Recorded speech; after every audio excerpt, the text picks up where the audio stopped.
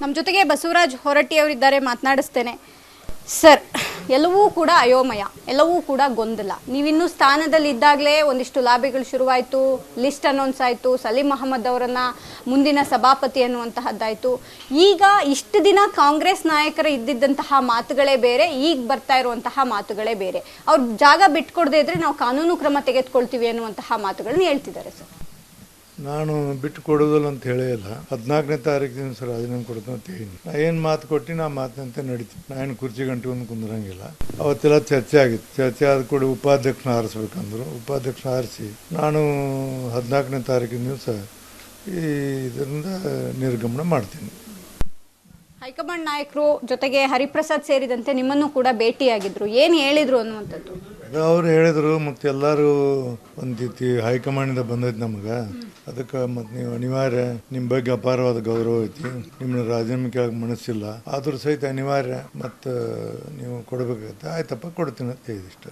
ಅವ್ರು ಇವತ್ತು ಹೇಳಿರುವಂಥದ್ದು, in case ಏನಾದರೂ ಅವ್ರು ಬಿಡಲಿಲ್ಲ ಅಂದರೆ ನಾವು ಮುಂದಿನ ಕಾನೂನು ಕ್ರಮಕ್ಕೆ ಮುಂದಾಗ್ತೇವೆ, ಅಂದರೆ ಅವಿಶ್ವಾಸ ನಿರ್ಣಯ ಮಂಡನೆ ಮಾಡ್ತೇವೆ ಅನ್ನುವಂಥ ಮಾತುಗಳನ್ನು ಇವತ್ತು ಹೇಳಿದ್ದಾರೆ. ಸರ್, ನಾನು ಅಷ್ಟು ಮೂರ್ಖಲ್ಲ. ಅವಿಶ್ವಾಸ ನಿರ್ಣಯ ಮಂಡಿಸ್ಕೊಳ್ಳೋದಕ್ಕೆ ನನಗೇನ ಇವತ್ತು ನಾ ಹೇಳ್ತೀನಿ ನಿಮ್ಗೆ ಆನೆಸ್ಟ್ ಆಗಿ, ಒಬ್ಬರ ಮೇಲೆ ಅವಿಶ್ವಾಸ ಮಂಡನೆ ಮಾಡಬೇಕಾದ್ರೆ ಏನಾದರೂ ಆಪಾದನೆಗಳಿರಬೇಕು, ಭ್ರಷ್ಟಾಚಾರ ಇರಬೇಕು, ಮತ್ತೇನಾದ್ರು ಮಾಡಿರ್ಬೇಕು, ಪಕ್ಷಪಾತ ಮಾಡಿರ್ಬೇಕು, ಅಥವಾ ಯಾವ್ದಾದ್ರು ಸ್ಕ್ಯಾನ್ ಏನೋ ಮಾಡಿರ್ಬೇಕು. ಅಂಥವು ಯಾವನ್ನೂ ನನ್ನ ಕಡೆ ನನ್ನ ಮೇಲೆ ಅವರು ನೋ ಕಾನ್ಫಿಡೆನ್ಸ್ ಮಾಡಕ್ಕೆ ಯಾವುದೇ ರೀತಿಯಿಂದ ನನಗೆ ಆಪಾದನೆ ಮಾಡಕ್ ಸಾಧ್ಯ ಇಲ್ಲ. ಬಹುಮತ ಐತತ್ ಮಾಡ್ತೀವಿ ಅಂತಾರ ಸಹಜ ಐತಿ. ಅದಕ್ಕೆ ಸ್ಕೋಪ್ ಕೊಡದ ನನ್ನ ಏನು ಮಾತು ಕೊಟ್ಟಿನಿ ಆ ಮಾತಿನಂತೆ ನಾನು ಸದನವನ್ನು ನಡೆಸಿ ಡೆಪ್ಟಿ ಚೇರ್ಮನ್ ಆರಿಸಿ ನಾನು 14ನೇ ತಾರೀಕಿನ ದಿವಸ ನಾನು ರಿಸೈನ್ ಮಾಡಿ ಮನೆಗೆ ಹೋಗ್ತೀನಿ.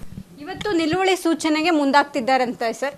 ಜೊತೆಗೆ ಐವಾನ್ ಡಿಸೋಜಾ ಅವರು ಇವತ್ತು ನಿಲುವಳಿ ಸೂಚನೆಯನ್ನ, ಅಂದ್ರೆ ಆ ಪತ್ರವನ್ನ ಸಲ್ಲಿಸ್ತಾರೆ ಅನ್ನುವಂಥದ್ದು ಒಂದು ಚರ್ಚೆ ಇದೆ ಸರ್. ಅದು ಅವ್ರಿಗೆ ಬಿಟ್ಟದ್ದು. ಅವ್ರಿಗೆ ಯಾಕಂದ್ರೆ ಅವ್ರ ಅಧಿಕಾರವನ್ನು ನಾವು ಕ್ವಶನ್ ಮಾಡೋಕ್ಕಾಗೋದಿಲ್ಲ. ಅವ್ರ ಅಧಿಕಾರ ಐತಿ, ಅವ್ರಿಗೆ ಕೊಡೋದು, ಅವ್ರು ಏನಾರು ಮಾಡ್ಕೊಳ್ಳಿ, ನನಗೆ ಅದಕ್ಕೆ ಸಂಬಂಧ ಇಲ್ಲ ವಿಷಯ. ಎರಡು ವಿಚಾರ ಇಟ್ಕೊಂಡು ಅವರು ನಿಲುವಳಿ ಸೂಚನೆಗೆ ಮುಂದಾಗ್ತಿದ್ದಾರೆ ಸರ್. ಒಂದು, ಸಭಾಪತಿ ಬಸವರಾಜ್ ಹೊರಟ್ಟಿ ಅವರು ಪಕ್ಷಪಾತವನ್ನ ಮಾಡಿದ್ದಾರೆ ಎನ್ನುವಂತಹದ್ದೊಂದು, ನೇಮಕಾತಿ ವಿಚಾರದಲ್ಲಿ ಅಕ್ರಮ ಎಸಗಿದ್ದಾರೆ ಅನ್ನುವಂತಹ ಡಾಕ್ಯುಮೆಂಟ್ ಇದೆ, ಅದರ ಆಧಾರದ ಮೇಲೆ ನಿಲುವಳಿ ಸೂಚನೆ ನಾವು ಮಂಡನೆ ಮಾಡ್ತೇವೆ ಅನ್ನುವಂಥದ್ದು ಅವ್ರ ವಾದ ಸರ್. ಒಂದೇ ಒಂದು ಉದಾಹರಣೆ ಹೇಳಿ, ಅವರು ಈ ನಿಮಿಷದಲ್ಲೇ ರಾಜೀನಾಮೆ ಕೊಡ್ತಾರೆ. ನಮ್ಮಲ್ಲಿ ಕೆಲಸ ಮಾಡ್ತೀವಿ 10 ವರ್ಷ 12 ವರ್ಷ ಪಾಪ ಬಡವರು ಪೇಪರ್ ಮಾರಿ ಬಂದು ಜೀವನ ನಡೆಸಿದ್ರು. ಅವ್ರನ್ನ ಮಾಡಿವಿ. ಅವಾಗ ಏನಂದ್ರೆ ಬೋರ್ಡ್ಲೇ ಮಾಡ್ತದೆ, ಅದನ್ನು ನಾವು ಒಬ್ಬನೇ ಮಾಡಕ್ ಬರೋದಿಲ್ಲ, ಬೋರ್ಡ್ ಇರ್ತೈತಿ. ಬೋರ್ಡಿಂದ ಏನೈತೆ ಅಂದ್ರೆ ಚೀಫ್ ಮಿನಿಸ್ಟರು, ಲಾ ಮಿನಿಸ್ಟರು, ನಾನು ಇರ್ತೀವಿ. ಅವಾಗ ಒಬ್ಬೊಬ್ಬರು ಇರ್ತಾವೆ ಮಾಡಿ ಬೋರ್ಡ್ನಾಗ ಕಾನೂನು ಪ್ರಕಾರ ಮಾಡಿ 6-8 ತಿಂಗಳಾಯ್ತು, ಒಂದೂವರೆ ವರ್ಷ ಒಂದಾಯ್ತು, ಇಬ್ಬರು ನೇಮಕಾತಿ ಮಾಡಿ ಕಾನೂನು ಪ್ರಕಾರ ಐತಿ.